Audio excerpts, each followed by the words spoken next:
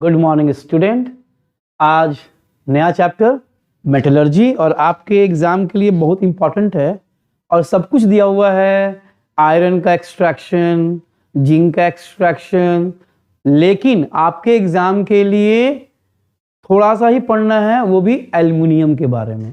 तो आज हम लोग बात करेंगे और ये टॉपिक्स हैं, ये आपके टॉपिक हैं। तो ये देखिए पहले क्या क्या पढ़ना है हम लोगों को। पहला है occurrence of metal in nature, first topic है ये, इतना ही पढ़ना आपको। उसमें क्या पढ़ना है आपको? मिनरल्स एंड ओर के बारे में। दूसरा है कॉमन ओर्स ऑफ किसका? आयरन का, एल्युमिनियम का और जिंक का। बस ये तीन मेटल का ओर के बारे में पढ़ना है, आपको याद कर लेना है, ज्यादा दिमाग नहीं लगाना है क्योंकि एग्जाम का समय है और आपको यहां वहां नहीं पढ़ना है।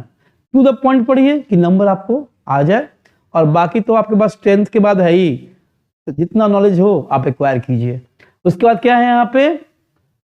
एक्सट्रैक्शन ऑफ एल्युमिनियम, और इसमें क्या है? Chemical method for purification of bauxite using NaOH और electrolytic extraction by Hall Heroult's process. So ये एक्सट्रैक्शन ऑफ एल्युमिनियम में दो टॉपिक्स है। पहला क्या है? Chemical method for purification from bauxite, and next क्या है? Electrolytic extraction. उसके बाद क्या पढ़ना है? Structure of electrolytic cell, the various component as a part of electrolytes. Electrolyte में क्या क्या यूज करेंगे, इलेक्ट्रोड क्या होगा और इलेक्ट्रोड्स के रिएक्शन कैसे होंगे, ये पढ़ना है आप लोगों को। तो ये हम लोग बात करते हैं। यहां पे आ गया occurrence of metal, free state और नेटिव स्टेट। एक्चुअली मेटल दो स्टेट में मिलता है, या तो फ्री मिलेगा या तो कंबाइंड स्टेट मिलेगा। तो फ्री कौन कौन सा मेटल मिलते हैं? तो आप जानते हो बच्चों, active metal, very active metal means very reactive, और एक होता है पैसिव, इनएक्टिव और इनर्ट मेटल। तो कौन कौन से मेटल जो इनर्ट होते हैं आप देख सकते हो? गोल्ड, प्लैटिनम और सिल्वर, अब कॉपर भी आता है। तो ये सब क्या होते हैं? कम रिएक्टिव मेटल हैं, और कम रिएक्टिव होने के कारण ये ऑक्सीजन से, कार्बोनेट से, सल्फर से रिएक्ट नहीं करते हैं और कंपाउंड नहीं बनाते हैं, जिससे ये फ्री स्टेट प्रेजेंट होते हैं। तो दिया हुआ है when a metal occurs in nature as such as the elemental state, elemental मतलब free state, it is said to be in free state. The metal which are quite low in reactivity, already मैंने बोल दिया है कि कौन metal free state मिलेगा? जो reactive नहीं होगा, जो क्या होगा? लो रिएक्टिव होगा। और कौन कौन से स्पेशली हैं? Copper, silver, gold and platinum. उसके बाद कंबाइंड स्टेट में कौन कौन से मेटल होंगे? तो वही मेटल जो कंबाइन करेगा, the metal which are very reactive, and that metal will react with oxygen, sulfur and carbonate, and they form carbide, sulfide. So you can see that when a metal occurs in the form of any of its compound, मतलब ये किसी से attach हो जाएगा तो क्या बनेगा? Compound ही बनेगा। The metal is said to be occur in the combined state, जब वो किसी एलिमेंट से जुड़ जाएगा तो कंपाउंड बन जाएगा, और उसे क्या कहेंगे हम लोग? Combined state. The most of metal are quite reactive. Most of metal, कुछ मेटल ही हैं जो रिएक्टिव नहीं होते हैं। Most of metal are reactive, hence they do not occur as a free state. जबकि वो रिएक्टिव हैं, तुरंत वो किससे रिएक्ट कर जाएंगे? एलिमेंट से, और वो कंपाउंड बनाएंगे। जैसे आप लोग रिएक्टिव हैं, बहुत जल्दी दोस्ती करते हैं अपने दोस्तों से, वैसा ही ये है in the nature. So most of metal are found in the form of their compounds. अब कंपाउंड में क्या क्या होंगे बेटा? देख सकते हो ऑक्साइड के फॉर्म में, जैसे एल्युमिनियम ऑक्साइड Al2O3, कार्बोनेट के फॉर्म में, सल्फाइड के फॉर्म में और एक क्लोराइड के फॉर्म में। तो ये इनके कंपाउंड हैं जो कंबाइंड स्टेट मिलते हैं। तो आप एग्जाम के लिए सिर्फ सोचेंगे what is free state. Free state क्या होते हैं? जो मेटल कम रिएक्टिव होते हैं वो फ्री स्टेट मिलते हैं, और उसी को कहते हैं हम लोग फ्री स्टेट या अनकंबाइंड स्टेट मिलते हैं। और कंबाइंड स्टेट क्या हो गया? जब एक्टिव मेटल किसी भी एलिमेंट से, कार्बोनेट से, ऑक्सीजन से, सल्फर से, क्लोरीन से रिएक्ट कर जाएगा तो क्या बनेगा? Oxide, carbonate, sulphide and chloride, ये सब बनने वाले हैं। तो ये था आपका free state and combined state. आगे चलते हैं हम लोग।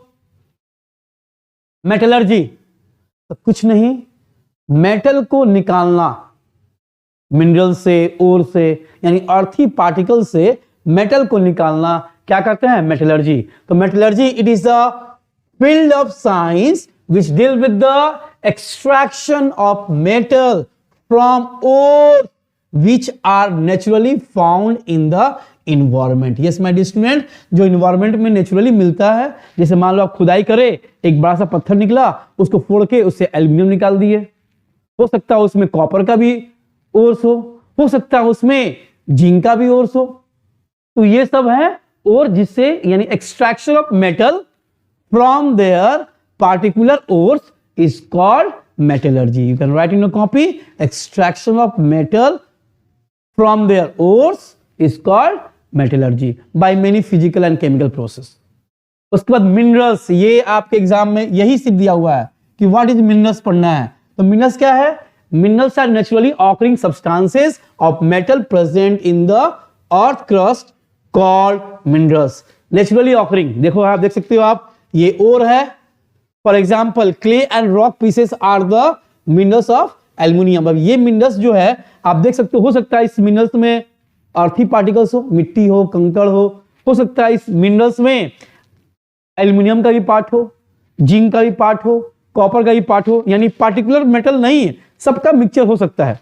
अब इसको क्या करते हैं ना, अब इसके ओर को क्या करेंगे? अलग करेंगे, एल्यूमिनियम के पार्ट को अलग करेंगे, कॉपर के पार्ट को अलग करेंगे, तो उसे कहते हैं हम लोग ओर। क्या कहते हैं उसे हम लोग? ओर। Ore is a naturally rock or sediment that contain one or more valuable minerals, typically special metal that can be extracted easily with the expense of less money. यानी ओर क्या है, मिनरल्स क्या है, आपको ये डेफिनेशन याद करना होगा। What is ore and what is a minerals. आप देख सकते हो ओर इज यहां पे आ जाएगा आपके पास, एक मिनट, हाँ अब आ गया। Ore is a natural rock or sediment that contain one or more valuable minerals, typically containing metals, एक पार्टिकुलर मेटल्स में होंगे, metals that can be wet, mined, treated and sold at the profit. यानी हमको अगर कोई aluminium metal चाहिए तो mineral से एल्यूमिनियम निकालना मुश्किल होगा, किससे आसान होगा? ओर से। यानी हम लोग सिर्फ एल्यूमिनियम का ओर ही लेंगे जिससे हम लोग पार्टिकुलर मेटल निकाल सके। अब कॉपर के लिए कॉपर का ओर, जिंक के लिए जिंक का ओर, तो ऐसे है। तो याद रखिएगा मिनरल्स एंड ओर में डिफरेंसेस। नेक्स्ट है common ores of iron. Yes my dear student, मैं वही दे रहा हूं जो एग्जाम में आपके आने वाले हैं। तो कॉमन ओर ऑफ आयरन, तो आयरन का जो ओर्स दिया हुआ है आप देख सकते हैं यहां पे क्या क्या दिया है। हेमाटाइट, क्या फॉर्मूला है इसका? Fe2O3। आप देख सकते हो क्या लिखा है? Fe2O3। इसका केमिकल नेम क्या होगा? Ferric oxide. और इसमें आयरन कितने परसेंट होंगे बेटे? सॉरी, इसमें आयरन होंगे 70%। और ये कैसा कलर का होगा? ब्लैक, ब्राउन और डार्क रेड। उसके बाद दूसरा क्या है? Magnetite. What is the name of magnetite? Ferrosoferric oxide. यहां पे देखिए फॉर्मूला Fe3O4। Fe3O4। अब कहोगे सर ये कैसे बन गया? फेरिसोफेरिक का मतलब हम जानते हैं कि आयरन के पास क्या वैलेंसी होती है? +2, और ऑक्सीजन के पास क्या होगा? -2। दोनों कैंसिल आउट हो जाएंगे, ये कंपाउंड जो बनेगा वो FeO बनेगा। इसका नाम क्या होगा? Ferrous oxide. और आयरन के पास एक और वैलेंसी होती है, वेरिएबल वैलेंसी मैंने बात किया था 3। और ओ के पास तो सेम होगा -2, क्रॉस मल्टीप्लाइंग क्या बन जाएगा Fe2O3। इसका नाम क्या होगा फेरिक ऑक्साइड। अब यहां पे जो फॉर्मूला है ना ये है ना ये है, ताकि मैंने ऑलरेडी हम लोग बात कर चुके हैं फेरस ऑक्साइड और फेरिक ऑक्साइड बनेगा। आयरन के पास 2 वैलेंसी होते हैं, तो यहां पे क्या है actually it is a mixture of both. कितना आयरन है यहाँ पे 1, यहाँ पे 2, तो क्या बन जाएगा Fe3। और ऑक्सीजन कितना होगा 3 और 1 4 O4। इसीलिए दोनों के नाम को हम लोग ऐड कर दिए हैं फेरिसो फेरिक ऑक्साइड। यहां नाम लिखा हुआ है फेरिसो फेरिक ऑक्साइड। उसके बाद एक और है सेडराइट, यहां इसका नाम क्या है फेरस कार्बोनेट। इसका केमिकल नेम क्या होगा फेरस कार्बोनेट। इसमें कितना परसेंट होगा आयरन 60%। कलर कैसा होगा ब्राउन। उसके बाद एक और है यहाँ पे आयरन पाइराइट्स, आप देख सकते हो आयरन पाइराइट्स के बारे में। और आयरन पाइराइट्स में क्या है आप देख सकते हो FeS2 फॉर्मूला है। और इसका केमिकल नेम क्या होगा आयरन सल्फाइड। और इसमें आयरन की क्वांटिटी कितनी होगी 60%। और कैसा दिखाई देगा ये शाइनी गोल्ड। तो यहां पे कॉमन जो होता है ना स्पेशली जो जिससे हम लोग आयरन निकालते हैं वो है यहां पे हेमाटाइट। क्या है यहां पे हेमाटाइट। और हेमाटाइट का देखो आप यहां देख सकते हो रॉक ऐसा दिखता है ये। तो ये इसका है क्या ओर्स। अब नेक्स्ट के बारे में नेक्स्ट पढ़ते हैं अगला ओर ऑफ जिंक। तो यहां पे है common name chemical name and formula. तो ओर ऑफ जिंक में दिया है जिंक ब्लेंड। और यहां पे दिया है ZnS zinc sulphide. Chemical name क्या होगा इसका जिंक सल्फाइड। उसके बाद जिंक ऑक्साइड दिया हुआ है जिंसाइट। एक और है कैलामाइन जिंक कार्बोनेट। इसका केमिकल नेम क्या है जिंक कार्बोनेट क्योंकि ZnCO3 है। और यहां पे एक और है विलेमाइट। इसका नाम हो गया जिंक सिलिकेट। केमिकल नेम क्या हो गया जिंक सिलिकेट। और फॉर्मूला क्या होगा Zn2SiO4। तो ये थे और किसके और जिंक के। तो आयरन का जिंक और किसका मैंने बात कर लिया इसके पहले का इसका बात किया था मैंने आयरन का बात किया था और जिंक का बात कर लिया। अब इसके बाद बात करूंगा मैं एल्युमिनियम के ओर के बारे में। तो आप इसका स्क्रीनशॉट ले लें, ये बहुत जरूरी है। और ये देख सकते हैं फोटो शायद उतना क्लियर नहीं है। ये क्या कर सकते हैं इसका एक जो जिंक ब्लेंड है उसी का ये एक फोटो दिया हुआ है जो और ऐसा दिखता है जिंक का। उसके बाद एक और देखते हैं एल्युमिनियम के बारे में। तो एल्युमिनियम के बारे में एक्सट्रैक्शन भी पढ़ना है। तो इसके पहले मैंने एक स्लाइड छोड़ दिया है, आप सिर्फ उसका स्क्रीनशॉट ले लेना क्योंकि वो उतना इंपॉर्टेंट नहीं है। अगर पूछता है तो आप लोग लिख लोगे। यहां पे दिया है टाइप्स ऑफ आयरन। तो आयरन जो होता है एक होता है पिग आयरन, एक होता है रफ आयरन और एक होता है स्टील। तो पिग आयरन को हम लोग क्या करते हैं हम लोग कास्ट आयरन भी कहते हैं। और इसे क्या कहते हैं रफ आयरन और एक होता है स्टील। ये तीनों टाइप्स हैं आयरन के।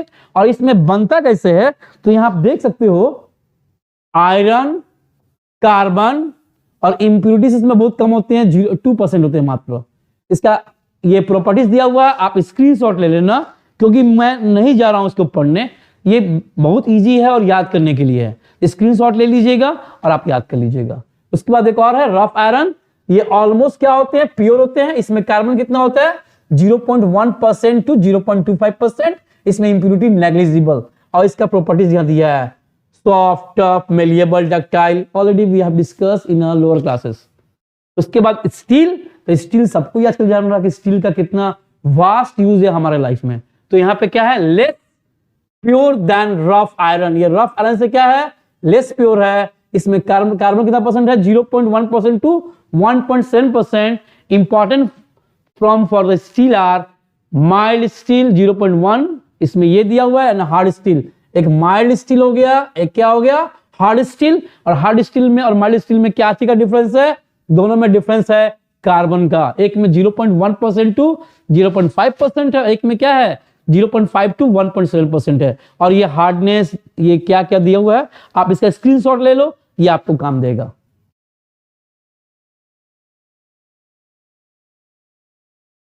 अब मैं पढ़ूंगा एल्युमिनियम के बारे में, हम लोग ऑलरेडी बात कर चुके हैं। एल्युमिनियम के बारे में बात करते हैं हम लोग। Discovery and occurrence of aluminium. Aluminium was discovered by oyster in 1825. It is a most abundant metal in the earth crust. Iron से ज्यादा मिलता है, इसलिए लिखा है क्या ये, most abundant metal in the crust, earth crust. Actually पहले जब एल्युमिनियम मिला इट वाज वेरी एक्सपेंसिव, लेकिन बाद में ये थोड़ा सा सस्ता हुआ, क्योंकि एक्सट्रैक्शन और इसका कैसे रिफाइनिंग किया जाता है हम लोगों को पता चल गया और इसका प्राइस गिर गया। Aluminium is a reactive metal and so does not occur in free state. Yes my dear student, aluminium reactive है। आप देखना रिएक्टिविटी सीरीज में, इसलिए फटाक से ऑक्सीजन से रिएक्ट कर जाएगा, वाटर से रिएक्ट कर जाएगा और क्या बना देगा, मेटल ऑक्साइड और बहुत सारे कंपाउंड बना देंगे। तो इसका ओर्स है, तो 3 ओर्स याद कर लीजिएगा, एग्जाम के लिए बहुत इंपॉर्टेंट है। पहला है बॉक्साइट, Al2O3 2H2O, यानी एल्युमिनियम ऑक्साइड, और वाटर मॉलिक्यूल कितना है, 2 है, तो क्या कह सकते हो, क्या कहोगे इसको, बाई हाइड्रेटेड। हाइड्रेटेड मतलब वाटर प्रेजेंट है, और डिहाइड्रेटेड मतलब वाटर रिमूव है। याद रखिएगा, हाइड्रेटेड, डिहाइड्रेटेड। तो एल्युमिनियम ऑक्साइड बाई हाइड्रेटेड, इसका केमिकल नेम हो गया। यहां सिंपल लिखा हुआ हाइड्रेटेड एल्युमिनियम ऑक्साइड, और आप ये भी लिख सकते हो एल्युमिनियम ऑक्साइड बाई हाइड्रेटेड। दूसरा है क्रायोलाइट Na3Al(F6), इसका नाम क्या होगा, सोडियम एल्युमिनियम फ्लोराइड। तीसरा है कोरंडम, कोरंडम का क्या हो गया, एल्युमिनियम ऑक्साइड। यहां एल्युमिनियम ऑक्साइड में क्या प्रेजेंट है, वाटर मॉलिक्यूल, और यहां पे वाटर मॉलिक्यूल प्रेजेंट नहीं है, यानी ये हाइड्रेटेड है। और ये क्या है, एनहाइड्रस, मतलब वाटर मॉलिक्यूल क्या हुआ है, रिमूव हो गया है। हाइड्रेटेड का मतलब वाटर प्रेजेंट, और एनहाइड्रेटेड का मतलब वाटर रिमूव। बस दोनों में यही अंतर है, इसमें वाटर मॉलिक्यूल प्रेजेंट है, इसमें नहीं है। तो ये 3 स्पेशली इसके ओर हैं एल्युमिनियम का, और इसको याद कर लीजिएगा, 3 है, ज्यादा समय नहीं लगेगा आपको और ज्यादा भास्ट भी नहीं है याद करना। तो केमिकल नेम और उसका फॉर्मूला आप पक्का याद कर लीजिएगा एग्जाम के लिए। अब हम लोग बात करेंगे एक्सट्रैक्शन ऑफ एल्युमिनियम। ये इंपॉर्टेंट पार्ट रहा एग्जाम के लिए कि कैसे एक्सट्रैक्ट करेंगे। तो extraction of aluminium today is a form of bauxite. Yes my dear student, सबसे मेन जो होता है ना और वो होता है बॉक्साइट। अब बॉक्साइट का फॉर्मूला हम लोग देख चुके हैं ऑलरेडी। तो इसमें हम जो एक्सट्रैक्ट करेंगे तो स्पेशली 3 स्टेप को फॉलो करेंगे। 3 स्टेप, 3 स्टेप दिया हुआ है यहां पे। पहला प्यूरिफिकेशन ऑफ बॉक्साइट, प्यूरिफिकेशन कहो या कंसंट्रेशन ऑफ बॉक्साइट कहो। दूसरा स्टेप क्या है, electrolytic extraction of aluminium from alumina. ये सेकंड प्रोसेस है, मैं आगे पढ़ाऊंगा, समझ में आपको आ जाएगा। और तीसरा क्या है, प्यूरिफिकेशन और रिफाइनिंग ऑफ एल्युमिनियम, यानी एक्सट्रैक्शन ऑफ एल्युमिनियम 3 स्टेप पे डिपेंड है। पहला कंसंट्रेशन, दूसरा क्या है तुम्हारा इलेक्ट्रोलाइटिक एक्सट्रैक्शन, और तीसरा क्या है आपका रिफाइनिंग। तो पहला बात करेंगे हम लोग कंसंट्रेशन का। तो concentration of bauxite by what process, bears process. ये एग्जाम में बार बार पूछा है, एक्सप्लेन बेयर्स प्रोसेस। तो यहां पे हम लोग कंसंट्रेट करेंगे बाय बेयर्स प्रोसेस में। और पहला स्टेप देखो, बॉक्साइट और इज पाउडर्ड, इसको क्या करेंगे, पाउडर कर लेंगे, फाइन पाउडर कर पीस लेंगे, ग्राइंड कर लेंगे with the and then heated with sodium hydroxide. किसके साथ गर्म करेंगे, सोडियम हाइड्रोक्साइड के साथ, अंडर हाई प्रेशर। कितना प्रेशर होना चाहिए, कितने समय तक? 2 से 8 घंटे तक। और टेम्परेचर क्या होगा? 140 degree Celsius. Then aluminium oxide is being amphoteric. Yes my dear student, Al2O3 amphoteric मतलब it will react with acid also and it will react with base also. ज्यादातर मेटल ऑक्साइड क्या होते हैं? बेसिक, लेकिन ये दोनों से शो करता है, एसिडिक भी और बेसिक भी। इसीलिए ये बेस से भी रिएक्ट करता है और इसलिए ये एसिड से भी रिएक्ट करता है।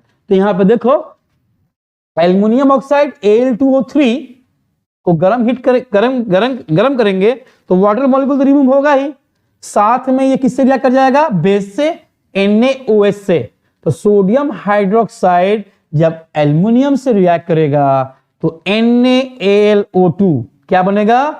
NaAlO2। इसका नाम क्या है? Sodium aluminate and water molecule. उससे वाटर बाहर निकल जाएगा और हमें क्या मिलेगा? Sodium aluminate. साथ में एक और रिएक्शन होगा। एक्चुअली इस ओर में इंप्यूरिटीज भी होंगे, और वो कौन सा इंप्यूरिटीज होगा? सिलिकॉन ऑक्साइड, देख सकते हो SiO2, सिलिकॉन डाइऑक्साइड। और ये सिलिका जो कहते हैं, इसे सिलिका कहते हैं, ये सोडियम हाइड्रोक्साइड से रिएक्ट करके क्या बन जाएगा? Na2SiO3। क्या बन जाएगा?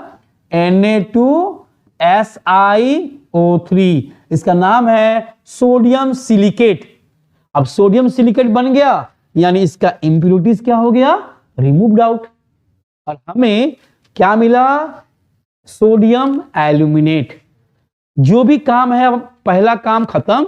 क्या खत्म? कंसंट्रेट कर लिए, मतलब उसका इंप्यूरिटीज मैक्सिमम हम लोग रिमूव आउट कर लिए। अब हमें मिला क्या? Sodium aluminate. अब सोडियम एल्यूमिनेट को क्या करेंगे? देखिए नेक्स्ट, दूसरा प्रोसेस, फिल्ट्रेट। किसे कहते हैं? फिल्ट्रेट। जो फिल्टर पेपर के ऊपर बच जाए सॉलिड सब्सटेंस, उसे कहते हैं filtrate. The filtrate containing sodium aluminate, जो मिला है sodium aluminate and sodium silicate, is steered with water. Water के साथ क्या करेंगे? उसको हम लोग मिलाएंगे एंड देन कूलिंग एट, कितना ठंडा करेंगे? 50 डिग्री सेल्सियस पे। Then it is hydrolysed to give precipitate of aluminium hydroxide. Simple मोटा मोटी बात ये रहा कि सोडियम एल्यूमिनेट, पहले मुझे क्या मिला था? बॉक्साइड। बॉक्साइड से क्या मिल गया हमें? Sodium aluminate. And sodium aluminate को क्या करेंगे हम लोग? वाटर से क्या करेंगे? हाइड्रोलाइज, और हमें बन जाएगा एल्यूमिनियम हाइड्रोक्साइड। ये फॉर्मूला कैसे होगा? हम लोग जानते हैं एल्यूमिनियम की वैलेंसी क्या होती है? 3, और OH की वैलेंसी क्या होती है? -1। Cross multiplying AlOH whole thrice, यही ना होगा? एल्यूमिनियम हाइड्रोक्साइड मुझे बनेगा। बस, तो पहला प्रोसेस में था, हमें क्या मिला? Sodium aluminate. और दूसरा में क्या मिला? Sodium hydroxide.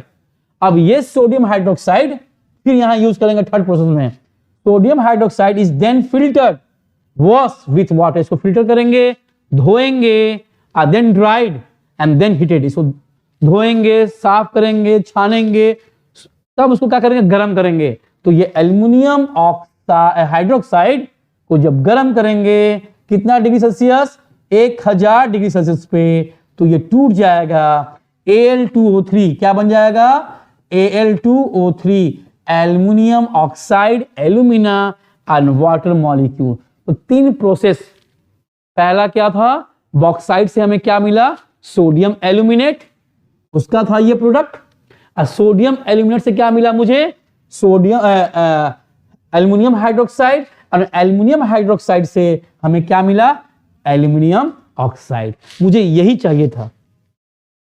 Actually aluminium oxide से हम लोग ऑक्सीजन सीधा सिंपली निकाल देंगे, लेकिन ये हाइड्रोजन से, कार्बन से नहीं निकल सकता है, क्योंकि वहां पे रिडक्शन प्रोसेस पॉसिबल नहीं है, क्योंकि ये ज्यादा रिएक्टिव है। किससे? कार्बन से, हाइड्रोजन से। तब बात करते हैं, अब ये था आपका बेयर्स प्रोसेस। कंसंट्रेशन कैसे किए और कैसे फाइनली प्रोडक्ट हमें क्या मिला? Aluminium oxide. बस यहां तक ही था। अब फर्स्ट प्रोसेस खत्म हो गया। सेकंड है electrolytic extraction of fuse alumina. Bauxite से हमें क्या मिल गया बेयर्स प्रोसेस में? Aluminium oxide. अब एल्युमिनियम ऑक्साइड को हम लोगों को क्या चाहिए? एल्यूमिना चाहिए, यानी इम्प्योर एल्युमिनियम निकालना है। उसको और हम लोग रिफाइन करेंगे बाद में।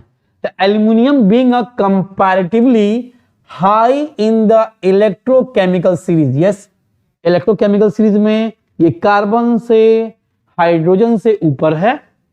So it's oxide can not be reduce by carbon. यानी अगर मैं बात करूं, अगर ऐसा होता, अगर ये नीचे होता तो LO2O3 किससे क्रिया करता? कार्बन से। और क्या बनता? कार्बन डाइऑक्साइड, और हमें एल्युमिनियम मिलता। इसको बैलेंस भी कर सकते थे बाद में, लेकिन ये प्रोसेस पॉसिबल नहीं है क्योंकि एल्युमिनियम इलेक्ट्रोकेमिकल सीरीज में कार्बन और हाइड्रोजन से ऊपर है, इसलिए ये प्रोसेस पॉसिबल नहीं है। हम लोग ये काम करेंगे ही नहीं।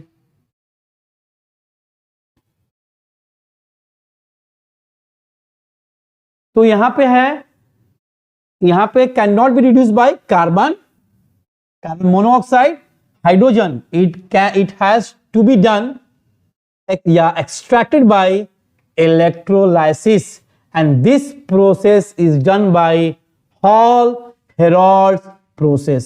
तो एक हम लोग ऑलरेडी पढ़ चुके हैं, it is done by the Hall-Héroult process।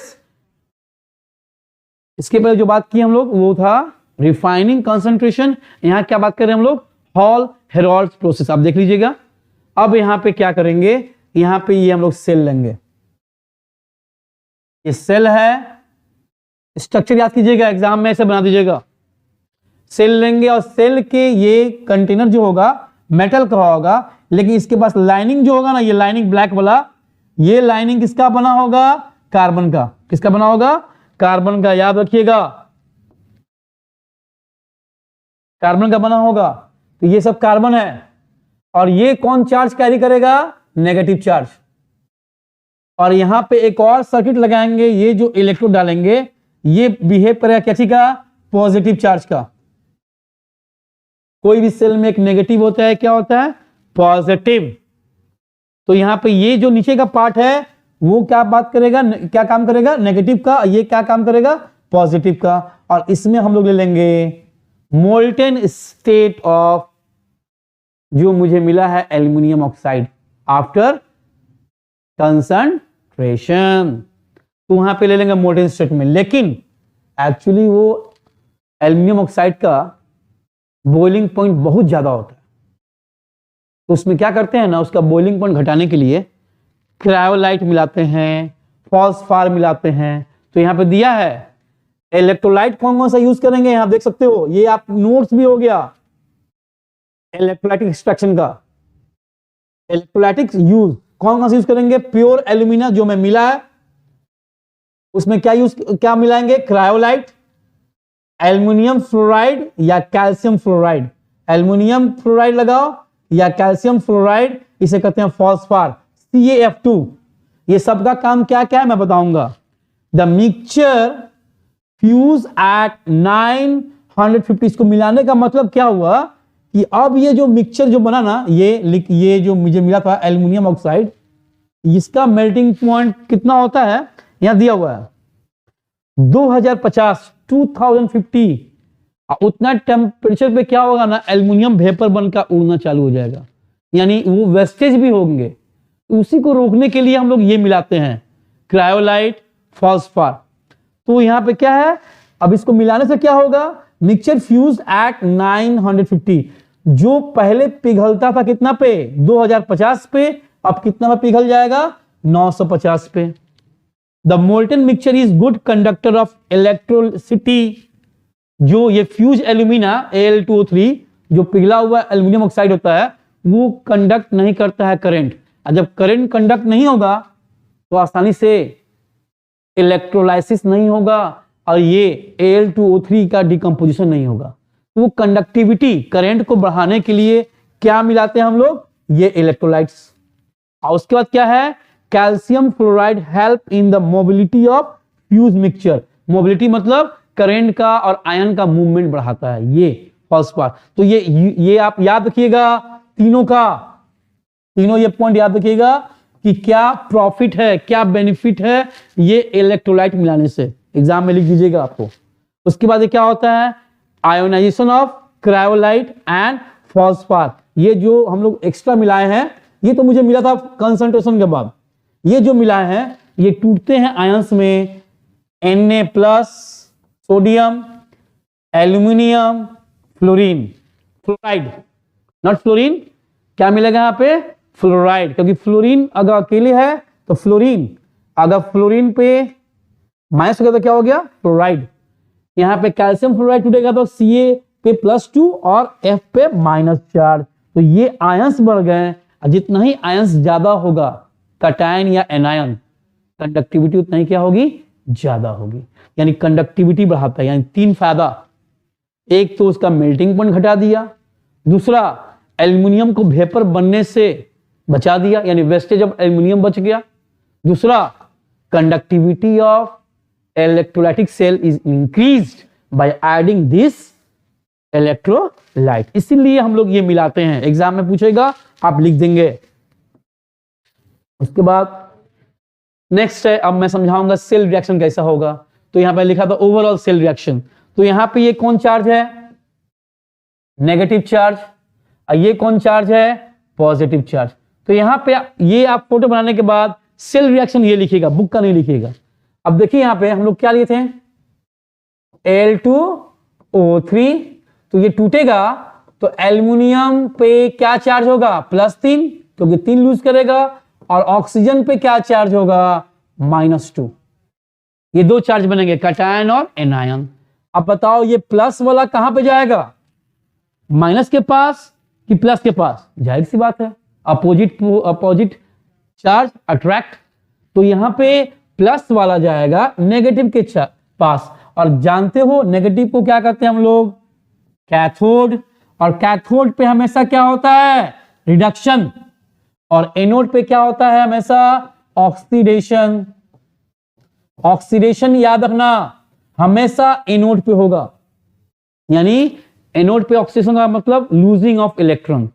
तो यहां पे इलेक्ट्रॉन ज्यादा है तो कहां जाएगा, जहां इलेक्ट्रॉन कम है, नेगेटिव के पास इलेक्ट्रॉन ज्यादा है, सॉरी, ये कम वाला कहां जाएगा, जहां पे इलेक्ट्रॉन क्या है, ज्यादा है, तो ये दौड़ेगा नेगेटिव के पास। तो एल्युमिनियम यहां पे +3 वाला क्या करेगा, 3 इलेक्ट्रॉन क्या करेगा, गेन करेगा। कितना इलेक्ट्रॉन, 3 इलेक्ट्रॉन क्या करेगा, यहां पे गेन करेगा, और यहां क्या बन जाएगा, एल्युमिनियम मेटल सॉलिड बन गया। और ये क्या कहलाएगा, gaining electron is called what, क्या कहलाता है, रिडक्शन। और कहां पे हो रहा है, एट कैथोड। उसके बाद ऑक्सीजन भी तो जाएगा, ऑक्सीजन पे क्या चार्ज है, -2, तो माइनस वाला कहां जाएगा बेटा, माइनस वाला जाएगा किस पे, प्लस वाले पे। पास इलेक्ट्रॉन ज्यादा है, यहां पे कम है, तो ये इलेक्ट्रॉन लूज करेगा, यानी इसका क्या होगा, ऑक्सीडेशन। तो ऑक्सीजन जब इलेक्ट्रॉन लूज करेगा तो ये क्या बनेगा, मॉलिक्यूल बनेगा, गैस बन के निकलेगा, O2 गैस बनेगा। तो यहां पे कितना ऑक्सीजन है, 2, यहां पे 1 है, तो यहां 2 कर लीजिए बैलेंस। अब बताइए एक ऑक्सीजन कितना लूज करेगा इलेक्ट्रॉन, 2, तो यहां पे कितना है, 2, यहां पे 2 ऑक्सीजन है, तो 1 इलेक्ट्रॉन 2 लूज किया, तो 2 कितना लूज किया, 4, +4 इलेक्ट्रॉन ये क्या करेगा, लूज करेगा, और इसे क्या कहेंगे हम लोग, ऑक्सीडेशन। ऑक्सीडेशन। अब ये ऑक्सीजन कहां होता है, एट एनोड। अब हम लोग जानते हैं किसी भी रिएक्शन में क्या होता है, रिडॉक्स रिएक्शन, दोनों को साथ में लिख लो, रिडॉक्स रिएक्शन मतलब किसे कहते हैं, रिडॉक्स रिएक्शन, जिस रिएक्शन में oxidation as well as reduction दोनों क्या हो, साथ हुआ, साथ में होता ही है हमेशा, इसे कहते हैं रिडॉक्स। या कह सकते हो ओवरऑल सेल रिएक्शन, तो ओवरऑल लिखो, यहां पे कितना इलेक्ट्रॉन लूज किया है, 4, यहां पे कितना गेन किया है, 3, दोनों सेम होनी चाहिए। तो इस रिएक्शन को किससे मल्टीप्लाई करोगे, 4 से करो मल्टीप्लाई, आई से किससे मल्टीप्लाई करोगे, 3 से, क्योंकि दोनों तरफ इलेक्ट्रॉन सेम होनी चाहिए। तो इस रिएक्शन को, 1 मिनट, इसको आप लिख लेना, रिडक्शन ऑक्सीडेशन, यहाँ पे किससे मल्टीप्लाई करोगे, 4 से, यहाँ किससे करोगे, 3 से। अब ये 4 से किया तो कितना हो गया, 12 इलेक्ट्रॉन, यहाँ 3 से किया तो 12 इलेक्ट्रॉन, यानी left hand side right hand side क्या हो गया, कैंसिल। अब आपको क्या मिल गया, 4, तो 4 एल्युमिनियम प्लस 3 चार्ज, इसे दिखा देना, प्लस 3 ऑक्सीजन है, 3 यहाँ पे 3 से मल्टीप्लाई किए, 3 एंड 2 6, ऑक्सीजन पे क्या हो गया, -2 एरो। यहां पे एल्युमिनियम कितना हो गया तुम्हारा, 4, ये क्या हो गया, यहां पे एल्युमिनियम रिड्यूस हो गया क्योंकि यहां इलेक्ट्रॉन क्या किया, गेन किया है, यहां पे बन गया सॉलिड। और वापस से यहां पे 3 से करो मल्टीप्लाई, तो यहां क्या हो जाएगा, 3O2 ऑक्सीजन गैस बन गया। तो ये था ओवरऑल रिएक्शन। और इस रिएक्शन में एक प्रॉब्लम क्या है, ये ऑक्सीजन गैस जब बनेगा ना, तो ये ऑक्सीजन गैस यहां पे आगे क्या होगा, इस इलेक्ट्रोड पे क्या होगा, डिपोजिट होगा। और ये इलेक्ट्रोड किसका बना हुआ है, ग्रेफाइट का। किसका बना हुआ है, ग्रेफाइट। अब ये ग्रेफाइट जब कार्बन से रिएक्ट कर जाएगा तो क्या बन जाएगा, कार्बन डाइऑक्साइड। और क्या होगा ना, ये इलेक्ट्रोड धीरे धीरे जाएगा, टूट जाएगा, खत्म हो जाएगा, गैस बन के उड़ जाएगा। तो इस रिएक्शन में पॉसिबल क्या प्रॉब्लम है ना, कि समय समय पे कुछ समय पे इलेक्ट्रोड को चेंज करना पड़ेगा हमको। ये इलेक्ट्रोड निकाल के नया लगाना पड़ेगा, क्योंकि यहाँ पे जो ऑक्सीजन बना ये ग्रेफाइट से रिएक्ट कर गया और क्या बन गया, कार्बन डाइऑक्साइड बन के गैस उड़ गया।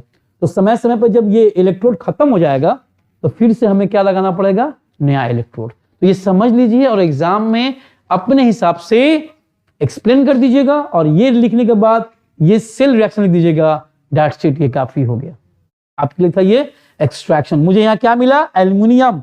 और ये एल्युमिनियम अभी 100% प्योर नहीं है। अब हम लोग क्या करेंगे, रिफाइनिंग। पहला क्या किए हम लोग, कंसंट्रेशन।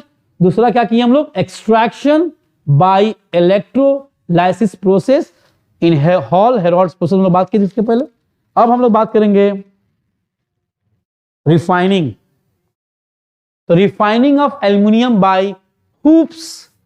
हुप्स यहां देखना, हुप्स एक था कौन सा, हॉल हेरोल्ड्स, एक क्या हो गया, hoops experiment, hoops electrolysis process. तो इसमें भी वही सेल का एक रिएक्शन होता है। आप देखो सेल का फोटो, ये एकदम इजी है, आप बना लोगे। यहां भी ये जो है ना, ये तो मेटल का होगा, लेकिन ये जो ब्लैक पार्ट है, ये ब्लैक किसका होगा, कार्बन का। कार्बन ग्रेफाइट का लाइनिंग होगा। साथ में ये जो इलेक्ट्रोड होंगे ये भी किसके होंगे, कार्बन के इलेक्ट्रोड होंगे। और इसमें 3 लेयर होता है। एक में तो हम लोग जो यहां लेंगे प्योर एल्युमिनियम, थोड़ा सा यहां पर डालेंगे प्योर एल्युमिनियम, यहां पे हम लोग डालेंगे इम्प्योर एल्युमिनियम, जो हमें इसके पहले वाले रिएक्शन में मिला है, इलेक्ट्रोलाइसिस प्रोसेस में जो मिला है, वहां लेंगे हम लोग ये एल्युमिनियम यहां पिघला हुआ। और बीच में हम लोग ले लेंगे मोल्टेन फ्लोराइड्स, वही क्रायोलाइट वगैरह। 3 लेयर, यहां पे टॉप लेयर कितने लेयर होंगे, 3, 1 2 3। फर्स्ट में क्या होगा, the layer consist of pure molten aluminium. Pure ये क्या होगा, 100%।